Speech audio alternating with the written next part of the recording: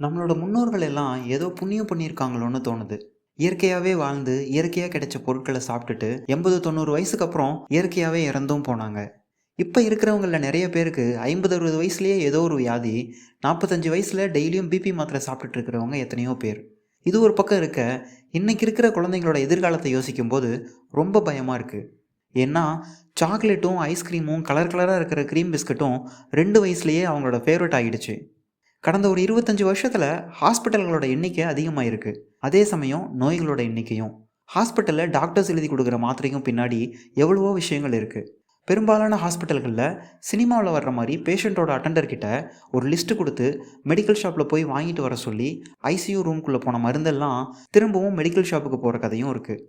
25 லட்ச ரூபா செலவு பண்ணிட்டேன் தம்பி, இன்னும் எங்கள் வீட்டுக்காரருக்கு சரியாகலைன்னு புலம்புற எத்தனையோ பேரோட குரல்கள் அந்த ஹாஸ்பிட்டல் செவத்துக்கு தான் தெரியும். ஒரு பக்கம் இன்றைக்கி இருக்கிற ஸ்மார்ட்டான டெக்னாலஜி நம்மளை பற்றின டேட்டாவை கலெக்ட் பண்ணி டிஜிட்டலாக நம்மளை ஹேண்டில் பண்ணிகிட்ருக்கு.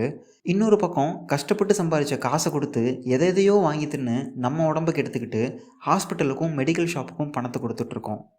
உங்கள் குழந்தைகளுக்கு அட்லீஸ்ட் ஒரு 10 வயசு வரைக்கும் சுகர் கண்டென்ட் அதிகமாக இருக்கிற சாக்லேட், ஐஸ்கிரீம், பேக்கரியில் வாங்குகிற ஸ்நாக்ஸ், ஃபாஸ்ட் ஃபுட் ஐட்டம்ஸ் இதெல்லாம் கொடுக்காமல் இருந்தீங்கன்னா கண்டிப்பாக அவங்களோட ஆரோக்கியம் ரொம்பவே நல்லாயிருக்கும்.